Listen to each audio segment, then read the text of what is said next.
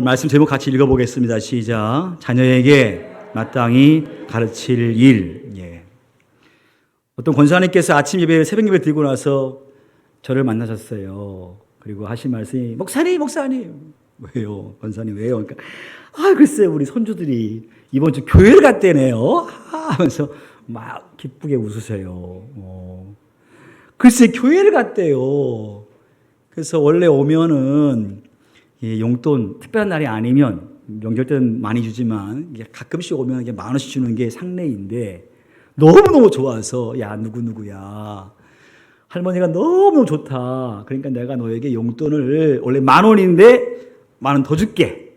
20,000원씩 두 손주에게 줬다는 거예요. 그리고 한 말이 뭐냐면 다음에 올 때 또 교회 갔다고 내가 얘기 드리면 또 줄 거니까 다음에 꼭 교회 가라. 이렇게 하면서 너무 좋다고 막 웃으시는 거예요. 그럴 수밖에 없는 게 뭐냐면 여기 살 때에는 결혼하기 전에는 이제 결혼하고 잠깐 살았는데 여기 교회 나왔거든요. 손주가 같이 나왔어요. 근데 직장 때문에 청주로 이사 가고 광주로 이사 이렇게 하는 바람에 교회를 안 나간 거예요. 권사님 마음이 얼마나 아프겠어. 얼마나 아프겠어. 그래서 기도를 많이 했겠지요. 근데 요즘 제가 계속 설교하는 게 뭐예요? 다음 세대 신앙 어떻게 세울 것이냐. 우리가 그거 실패했다. 우리가 잘못했다는 거잖아요. 부모가. 아이 교육을 신앙 교육을 너무 안 시킨 거예요. 그래서 그걸 계속해서 이제는 지금이라도 깨닫고 아이들을 위해 기도할 것이고 이제 아이가 어린 아이들의 어머니들은 어려서부터 아이의 신앙을 좀 잘 키우자는 얘기를 계속 했지 않습니까? 그럴 차에 계속 마음의 부담이 있었는데 아이들이 교회를 간다 했고 가고 있고 그리고 아들도 그 애들이 가니까 아버지도 같이 간다고 그 애들이 너무 기쁜 거예요. 그래서 목사님 너무너무 감사해요. 제가 기도 응답 받았어요 라고 간증하시더라고요. 그래서 마음이 기뻤어요. 그렇구나. 기도를 시작하니까 역사는 일어나게 돼 있구나 라고 생각하면서 적지 않게 간증이 되었습니다. 제가 볼 때요, 우리 기성세대들은요, 애들 신앙에 대해서 너무나 등한시해 왔어요. 거의 그럴 거예요. 애들 신앙은 교회가 알아서 키워주겠지. 주일학교 보내면, 학생회 보내면 그 아이가 신앙이 잘 크겠지라고 생각을 해서 주일날 교회 가라고만 했어요. 그러다가 아이들이 커가면서 엄마 시험 공부해야 돼. 아빠 시험 공부해야 돼. 라고 하면 이렇게 얘기했어요. 그래? 어떻게 하려고? 나 이번 주 교회 안 갈래. 공부해야 되거든. 그러면 부모님들이 뭐라고 했어요? 대부분의 부모님들이 그래 이번 시험이니까 어쩔 수 없네. 공부해라. 주일날 아이가 하는 말이 아빠 도서관 갈래. 가서 공부할 거야. 라고 얘기하면 부모님들이 뭐 한다고 하니까? 공부한다고 하니까 그래. 이렇게 쉽게 허용했어요. 애들이 안 있나요? 아침 9시도 안 있나요? 깨우지요. 야 있나라. 교회 가라. 학생예배 9시 아니냐. 빨리 가라. 깨워도 애들이 안 있나요? 싸우죠 막. 일어나라. 안 간다. 일어나라. 안 간다. 막 싸워요. 그러다 보니까 마음이 서로 상처가 되어지는 거예요. 근데 어느 부모도 자식을 못 이겨요. 알거든요. 일주일 내내 공부하고 토요일 날은 또 내일 휴일이니까 주일이니까 늦게까지 게임도 하고 오랜만에 자기 시간 갖는가 보거든요. 그러니까 아이들은 피곤할 수밖에 없어요. 그러니까 엄마 입장에서 아빠 입장에서는 그 얘기가 이해가 돼. 그래서 피곤해 못 있나? 라고 하면 그래 알았어 이번 주는 쉬어라 그래. 다음 주 꼭 나가라. 다음 주 또 그래요. 그러다 보니까 아이들이 신앙생활을 너무 안 해요. 사실 우리가 그렇게 키워왔어요. 공부한다 그러면 오케이 공부해라 이렇게 했어요. 학원 가야 돼요 하면 그래 학원 가야지 보강해야지 라고 보냈어요. 그리고 그 아이들의 신앙이 잘 크기를 기대했어요. 여러분 생각해 보세요. 일주일 내내 애들 교회 안 나와요. 주일날 1시간 반 1시간 교회에서 예배 드려요. 그리고 가요. 신앙 크겠습니까? 크겠냐고요. 절대 안 크죠. 근데 우리는 클 줄 알았어. 그렇게 하면 될 줄 알았어요. 근데 우리가 보다시피 지금 교회마다 학생 애들이 텅텅 비어요. 아이를 너무 안 낳아가지고 주일학교가 점점 줄어들어요. 학교가 폐교가 됩니다. 우리 교회도 이제 아이 낳으면 교회에서 돈을 줘야 되겠어. 예. 형편껏 알아서 축하. 왜 그건 하나님의 놀라운 역사에 동참한 거니까. 생육하고 번성해라 하는 그 역사에 동참한 거니까 상을 줘야 되겠어. 어느 교회는 그렇게 한대요. 1,000만 원씩 준답니다. 큰 교회는. 근데 그 교회가 어디라 얘기는 안 해. 전제는 없어요. 제가 약간 과장한 거고요. 과장했어요. 100만 원씩 주는 교회가 있더라고요. 참 안타까운 건 뭐냐면 요즘 젊은 사람들이 공원에 놀러 나오면서 이렇게 앞에다 뭘 메고 오거나 뒤에다 뭘 메고 와요. 그래서 아이를 맸나 했더니 강아지를 메고 있더라고. 그래서 참 안타까워요. 물론 알겠어. 애완동물 사랑하는 내가 충분히 알겠다고. 근데 저 나이 때는 지금 아기를 안아야 할 때거든요. 아기를 끌어안고 젖을 먹여야 할 때인데 강아지를 끌어안고 강아지 모유 똑같더라고. 사람 모유 먹는 것처럼 똑같이 생긴 젖병 가지고 그 개한테 물려서 먹이는 거. 이렇게 먹고 이렇게 먹고. 신랑은 햄버거 먹고 있어. 그 안에 아내는 개 먹여. 그 다음에 개 다 먹이니까 이제 바꿔서 신랑이 개 먹이고 아내가 또 햄버거 먹고 있고. 그냥 가슴이 너무 무너지는 거예요. 물론 충분히 이해는 해요. 애 키우기 어려운 거. 국가가 좀 이런 것들을 잘 했으면 좋겠다는 생각도 들고요. 또 우리 욕심이 너무 과해. 애 키우는데 교육비가 너무 많이 들어. 굳이 그렇게 안 해도 되는데 그렇게 안 하면 우리 아이가 처질 것 같아가지고 그래서 그냥 애들 보내는 학원 다 보내고 공부 다 시키느라고 등골이 휘어요. 충분히 이해는 돼요. 근데 그렇게 해서 아이들이 잘 컸느냐 할 때에 걱정스러운 게 이만저만이 아니에요. 자세히 보니까, 뉴스를 보니까요, 걱정스러운 게 이만저만이. 학생들이 마약을 해요. 자기들끼리 알아서. 이게 먼 얘기가 아니에요. 우리 아이들이 지금 그렇게 스트레스 때문에 정상적으로 못 크고 있어요. 도대체 왜 그럴까요, 그 아이들이? 왜 그렇게 선과 악을 분별할 수 없을까요? 오늘 말씀 보니까 마땅히 행할 길을 아이에게 가르치라. 그리하면 늙어도 그것을 떠나지 아니하리라 그랬어요. 마땅히 행할 길을 누구한테? 크게 누구한테? 아이에게. 커버리면 할 수가 없어요. 그러니까 아직 생각이, 가치관이 아직 안 섰을 때에, 이제 그들 가치관을 세워갈 때에, 인격과 성품이 형성되어 갈 때에 아이에게 부모들아 마땅히 가르칠 것을 그 아이에게 가르쳐라. 그리하면 얘가 늙어도 절대로 떠나지 않을 것이다. 그 가르침을 떠나지 않을 것이라. 그렇게 말씀하고 있는 거예요.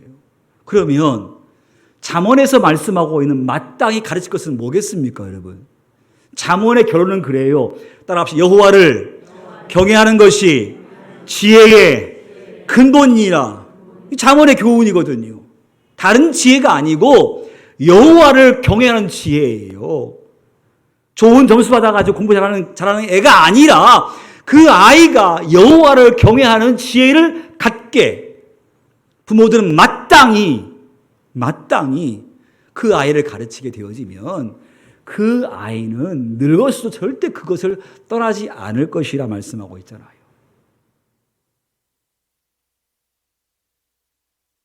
여러분, 아이를 그냥 성장하게 놔두면 그 아이가 정말로 훌륭한 아이로 클까요? 아니면 지 마음대로 클까요? 막 태어난 아이는 천사같이 깨끗한 사람일까요? 죄를 가지고 있는 사람일까요? 네? 이제 막 태어난 아이, 아직 아무것도 몰라. 그 아이는 천사와 같이 깨끗한 아이입니까? 아니면 이미 그의 마음은 완전 타락한 존재입니까? 말을 안 하셔. 성경은 말씀하시기를 의인은 한 명도 없다 그랬어요. 만약 그 아이가 깨끗한 아이면 애기들은 거룩하다라고 했을 거예요. 근데 나이 먹으면 살아간다고 할 건데 인간 중에 의인은 한 명도 없다 그랬어요. 그러니까 그 아이를 가만 놔두면 지 마음대로 커요. 그리고 이 세상은요, 악한 영이 지배를 해요. 마귀의 영이 이 세상을 지배한다고요. 그리고 이 땅의 모든 사람들은 하나님께 순종하지 않은 사람이 많기 때문에 타락한 가치관이 이 시대의 가치관이고 타락한 문화가 이 시대의 문화예요. 가만 놔두면 그들은 당연히 이 시대의 가치관과 이 시대의 문화 속에 살 거예요. 가만 놔두면. 그러니까 그 아이가 어렸을 때에 아직 인격이 형성이 안 되고 지식이 없을 때에 애겼을 때부터 너희는 이 아이를 마땅히 여호와를 잘 경외하는 하나님이 누구시며 그리스도에 어떻게 살아갈 것이며 그분께서 우리를 향해 어떠한 계획이 있는가를 애에게 잘 가르쳐 주어서 그 가치관을 세운 다음에 그 가치관대로 살게끔 하라라고 명령했는데 우리 부모들은요 잘 키운답시고 그냥 애들 마음대로 기죽을까 봐 잘 입혀주고 허용해주고 놔두면 그게 잘 클까 봐. 여러분 그게요 지난 주일 말씀한 것처럼 자연주의 교육 이론 아니겠습니까? 교육을 잘 시키면 그 아이가 훌륭한 인간이 된다. 그 시대에 맞게 아이를 그 나이에 맞게 그 아이가 하고 싶은 대로 하도록 놔두면 그 아이가 잘 큰다라고 하는 게 자연주의 교육 학아닙니까? 자, 그 논리라고 한다면 대한민국은요 세계에서 가장 깨끗하고 가장 청렴하고 사람이 정말로 아름답게 살아가는 나라가 됐어야 맞아요. 왜? 최소한 우리나라는 최저학력이 고졸이에요. 고졸. 최저학력이 고졸이에요. 세계 어디에도 이만큼 공부시킨 나라가 없어요. 대부분 다 대졸입니다. 대졸. 모든 부모님들 거의 다 대학 나왔습니다. 그렇게 잘 배웠으면 이 사회는 정직한 사회가 돼야 될 것이고 거룩한 사회가 될 것이고 유례 없이 인간이 살기 좋은 나라가 됐어야 맞는데 저나 여러분 모두가 알다시피 이 대한민국이 청렴합니까? 부정부패가 없습니까? 공정합니까? 불신함이 없습니까? 보세요. 아무리 공부를 많이 시켜도 공부를 많이 했다 해도 인간의 모습은 그 모습이라고요. 하물며 그 아이를 가만 놔두면 그 아이가 알아서 잘 클 거라고요. 그게 우리의 실수라고 하는 거죠. 신앙의 선배인 청교도들은요 이런 마음을 가지고 있습니다. 청교도 신학자 존 카트는 그랬어요. 유아들은 백지와 같은 상태이기 때문에 쉽게 물든다. 그러니 그 아이가 어렸을 때부터 선한 것에 물들도록 훈련하는 것이 훨씬 좋다 그랬어요. 비교적 착하니까, 완전치 않아도 비교적 착하니까 그 착한 아이에게 선한 것을 잘 가르쳐주면 그 아이가 그렇게 물든다는 거예요. 사무엘 웰라드는 그랬어요. 사탄은 아기 때부터 아이를 공격하기 시작한다는 거예요. 아기라고 해서 착하지 않다는 거예요. 이미 악한 마귀가 그의 마음을 잡아먹어버린단 말이에요. 아기 키워서 알지만 그 아이가요 스스로 알아서 욕심 부리고요 지 마음에 안 들면 울어버리고요 고집불통입니다. 품 안에서 캐면서 애한테 고집 가르쳐준 적 없어요.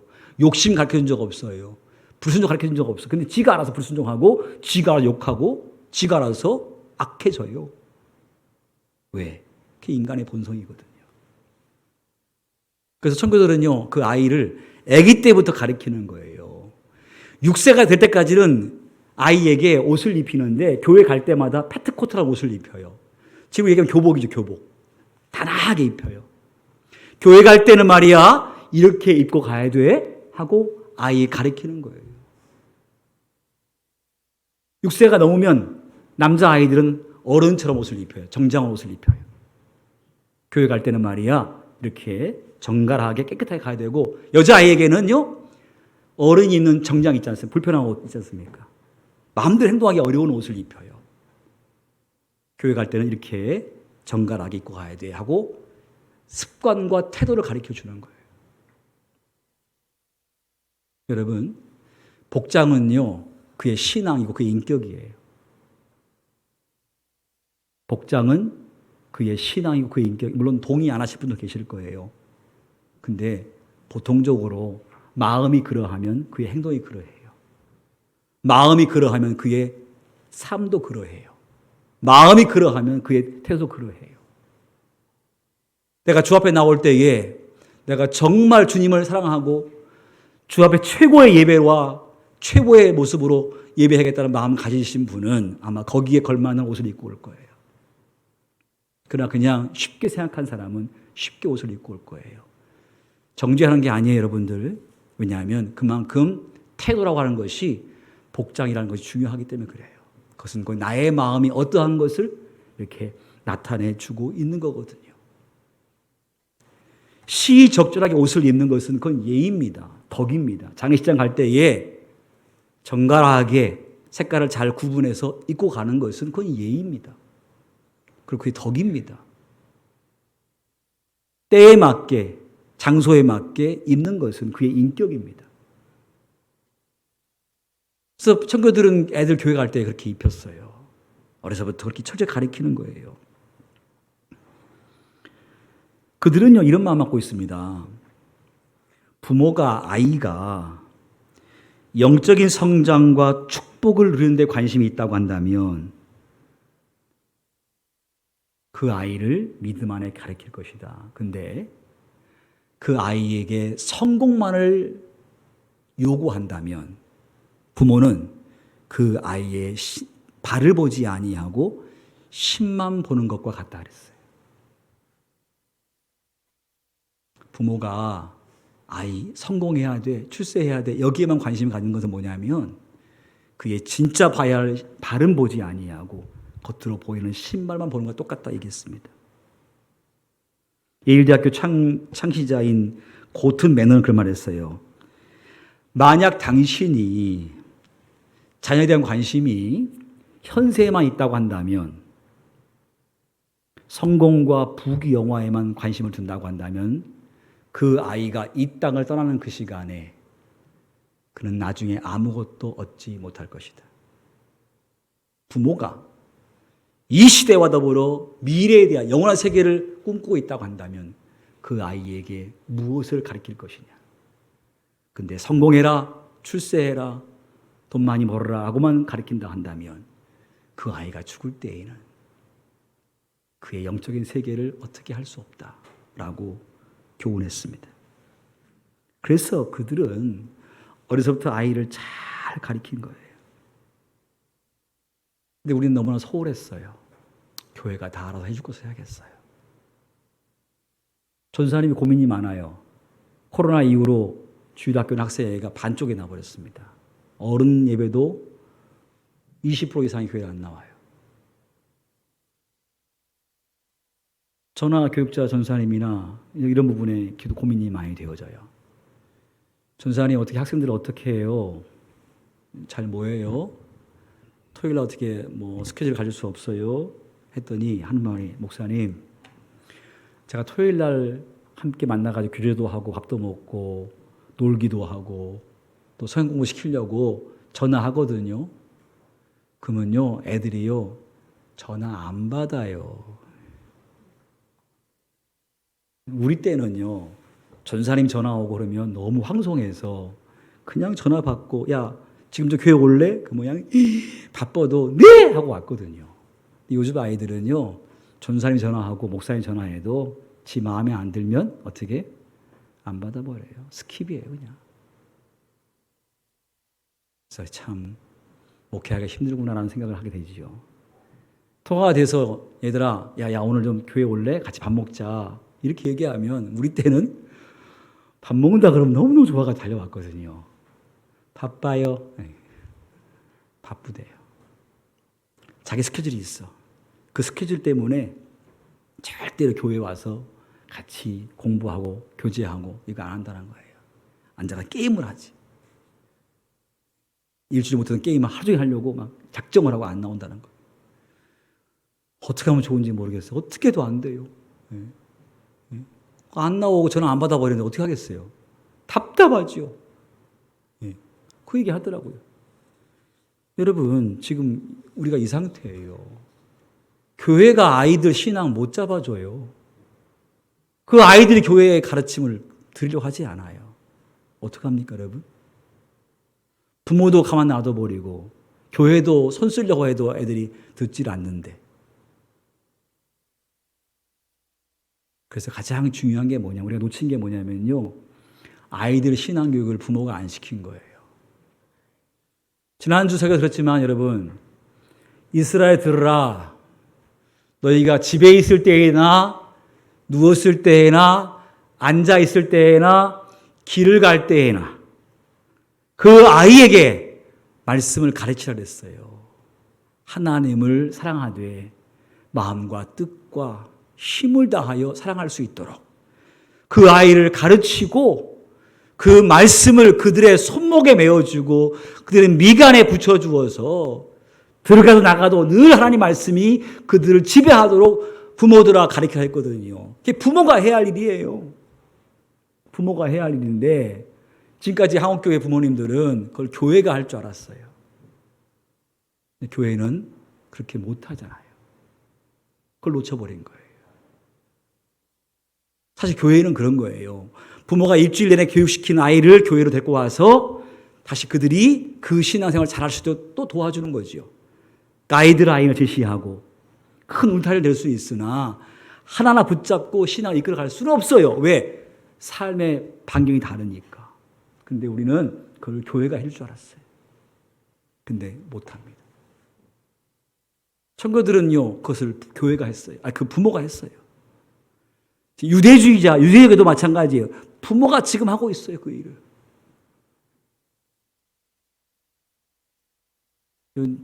존 칼빈 장로교는요, 유아세를 주죠. 우리 주죠, 물론. 그렇죠? 우리 한참 후에 주기 시작했어요. 근데 장로교는 유아세를 줬습니다. 아이가 태어나면 그 아이가 태어난 아이를 유아세를 줬어요. 원래 세례라는 게 뭐예요? 세례라는 것은 그런 거예요. 자신이 예수를 고백하고 남은 생에는 주님을 위해 살겠습니다 고백하는 게 세례 아닙니까? 그렇게 될 때 세례 주는 거 아니에요? 근데 이제 태어났어요. 아이가 세례를 받을 만한 고백도 없어요. 살 힘도 없어요. 근데 세례 줬습니다. 그 말은 무슨 말이냐면 부모님들이 그 아이를 키우면서 내가 이 아이를 그렇게 키우겠습니다. 그건 부모의 헌신이고 부모의 결단이에요. 그래서 큰 후에는 그 아이에게 유아 세례가 아니라 다시 인정해 주는 의식을 거치지요. 그렇죠? 그러니까 존 칼빈도 장로교 칼빈도 어린 아이를 부모가 안고 가르치는 것을 강조한 거 아닙니까?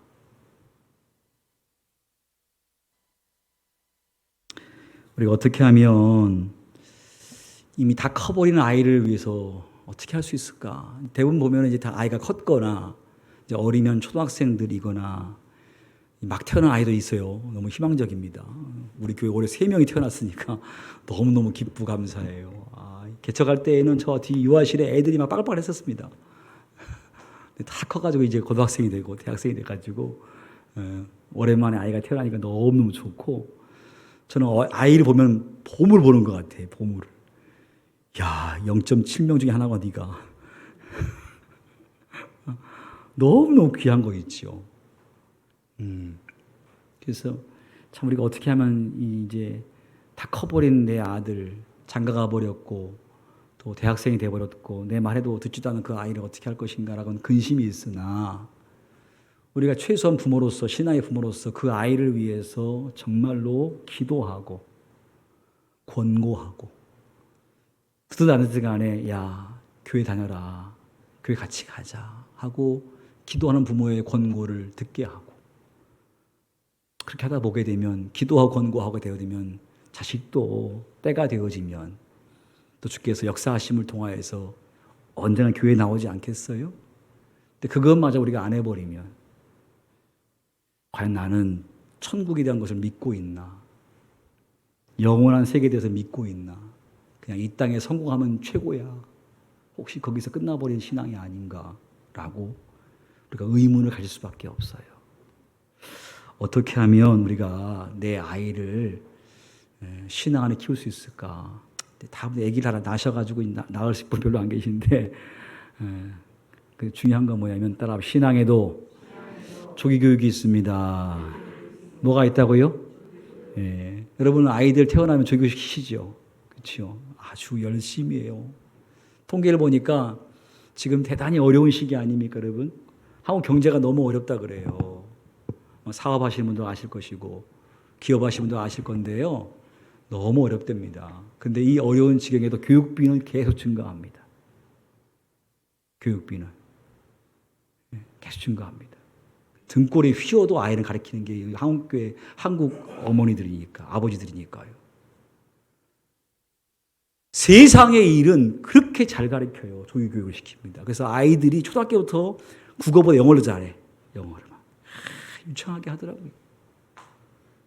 워낙 잘 가르쳐가지고. 근데 사실 신앙교육을 안 시킨 거예요. 신앙교육은 조기교육 안 시키는 거예요. 관심이 없어요. 이게 참 우리의 큰 실수예요. 지금이라도 여러분들이 어린아이가 있다고 한다면 여러분 그 어린아이에게 신앙을 잘 가르치세요. 그러면 마땅히 그 아이가 늙어도 절대로 그 하나님 섬기는 신앙은 버리지 않게 된다고 말씀하고 있지 않습니까? 저도 아이를 키웠습니다만은 지금에 와서 그런 생각을 하는 거예요. 그 아이가 어렸을 때에 교회 데리고 나오고 수요일도 교회 데리고 나오고 새벽에도 교회 데리고 나오고 이렇게 했으면 얼마나 좋았을까라는 후회를 해요. 목사님, 이건 불가능하죠. 애들 어떻게 새벽에 깨워서 데리고 나옵니까? 잠을 일찍 재우는 거예요. 그리고 새벽에 깨워서 데리고 나와요. 그럼 그럴 거예요. 싫다고 할 거예요. 그래도 가야 돼 하고 가르쳤으면 그 아이들이 그렇게 컸으면 새벽에 나오겠어요? 안 나오겠어요? 당연하게 나오겠죠. 잠깐 안 나와도 이미 몸속에 익어버린 그 훈련과 습관은 언젠간 다시 내 몸속에서 되살아나게 돼 있거든요. 수요 예배에 데리고 나와요. 주일 예배에 같이 데리고 와서 토요일날 같이 청소하면서 아이 유모차에 앉혀놓고 부모가 청소해요. 그 아이가 막 놀면서 보는 거 아니? 커가면서 엄마가 교회에 와서 봉사하는 걸 보는 거 아니? 그럼 그 아이는 그걸 이미 봤기 때문에 그도 그렇게 하는 줄 알고 할 거예요. 근데 우리가 실패한 건 뭐냐면 그런 본을 보여주지 않은 거예요. 집에 놀고 있어. 교회 갔다 올게. 야단치지 마라. 가만히 있어. 이렇게만 했지. 교회 가자. 가서 예배드리고 오자 하고 같이 예배드리면 얼마나 좋겠어요. 신앙 조교를 안 시키다 보니까 이제 그들이 중학생이 되고 고등학생이 되면 자기 주장하기 시작하죠. 말 안 들어요. 일주일 내내 세상의 가치관을 보고 있고 유행을 보고 있고 문화를 보고 있으니 하나님 말씀 들어가겠습니까? 안 들어가요. 이미 늦어버린 거예요. 그래서 우리 이제 혹시 손주가 있다고 한다면 신앙의 할머니는 그 아이에게 꼭 그렇게 가르치시고요. 이제 막 태어난 아이가 있다고 한다면 그 아이를 꼭 그렇게 가르치시고 또 어린 아이가 있다고 하면 꼭 그렇게 가르쳐서 그 아이들이 신앙을 잘 할 수 있도록 가르치시기를 바랍니다. 또 한 가지가 뭐냐면요. 가정 예배가 중요해요. 저는 어려서 가정 예배를 드린 사람입니다. 우리 어머니가 철저하게 가르쳤어요. 아침 6시면 일어나서 예배드렸습니다. 밤 9시면 예배드렸습니다. 정말 싫죠. 정말 싫었습니다. 근데 6시만 되면 입으로 확 걷어버립니다. 있나? 다 앉아. 오영재가 쪼르르 앉아가지고 예배드렸습니다. 밤 9시가 되면은 여전히 다 예배드렸습니다. 우리 어머니는 그러한 열정이 있었어요. 그래서 그 오형제 중에 목사가 둘이 나왔는가 모르겠습니다. 그런 것 때문에 제 형님하고 제가 목사가 됐으니까요. 웨스트민스터 신앙 고백서에 그런 말이 있습니다. 모든 가정이 통상 아침과 저녁에 시행해야 할 가정 예배의 방법은 기도와 성경 읽기와 찬송으로 이루어진다 그랬어요. 가정 예배라고 하는 게 복잡한 것이 아니라 같이 기도하고 말씀 읽고 찬송 드리고 끝. 거기 뭐 설교하는 게 아니라 그렇게만 하는 거예요. 그렇게만 해도 가정 예배가 하나님께서 기뻐하신 예배가 된다는 겁니다. 마지막 세 번째로 우리 교회가 이렇게 갑시다. 여러분, 우리 교회에 다니는 아이들을 좀 잘 어여삐 봐주시고요. 그 아이를 축복해 주시고, 혹시 그 아이를 교회에서 만나면 아이고 머리 한번 쓰다주면서 오늘 교회 왔구나. 아이고 잘했네 하고 칭찬해 주시고, 누구 아이든 관심도 없고 그냥 대면대 하지 마시고, 최소한 주일학교 아이들이 교회 왔잖아요. 그러면 일부러라도 부모님이 아니라 모든 성도들이요, 그 아이를 붙잡고 아이고 잘했다 잘했다, 아이고 너 너무 이쁘다, 너 앞으로 훌륭하게 될 거야 하고 축복해주고, 또 그 아이들 교회에서 봉사하고 열심히 하면 어른이 있는 거 뭐밖에 없어요? 돈도 없으시구나. 어른이 있는 건 돈은 있잖아. 최소한 10,000원 있지 않습니까? 그렇죠? 그러면 그런 아이들 그냥 지나치지 말고 10,000원 주면서 야야야 너 이걸 아이스크림 사 먹어라. 너 너무 이쁘다. 내가 너 너무너무 이뻐서 용돈 주는 거야. 너 이렇게 청소를 다 하니? 하고 해주면 그 아이가 그거 받고 또 얼마나 기분이 좋겠어요. 다음에 청소하겠어요? 안 하겠어요? 다음에 또 하겠지요. 그게 습관이 되는 거예요. 그리고 나중에는 뭘 줘서가 아니라 그 아이는 당연히 그렇게 하는 줄 알고 그럴 거예요. 아무쪼록 우리가 참 이 코로나 이후에 한국 교회를 보면서 또 우리 교회 이런 상황 보면서 아이들 신앙이 무너지고 청대학부들이 교회를 안 나오고 세상 가운데 살아가는 걸 보게 되면, 여러분, 청대학부가요, 고등학교 졸업하고 대학에 가면 생존율이 10%예요. 10%. 10명에 한 명 교회 안 나와. 9명 교회 안 나와요. 아무리 열심히 중고등 나왔어도 대학 딱 가는 순간부터 9명 교회 안 나온다는 거예요. 통계적으로 그래요. 통계적으로. 그러니까 이제 한국교회가 앞으로 10년 후면, 20년 후면 어떤 교회일지 뻔히 보여요. 여기 앉아 계신 분들은 70대, 80대 할머니는 쫙 앉아 계실 거예요. 젊은이들은 교회 텅텅 비어 없고요. 유럽 교회가 곧 한국 교회가 된다는 거예요. 머지 않았어요. 그러나 우리가 그러한 마음을 가지고 기도 시작하고 또 다시 아이들 신앙을 세우기 위해서 힘을 다한다고 하면 주님께서 역사는 이루어 주실 줄 믿습니다. 아이에게 마땅히 가르쳐야 할 일을 잘 가르치는 부모가 되기를 바랍니다. 찬송합니다.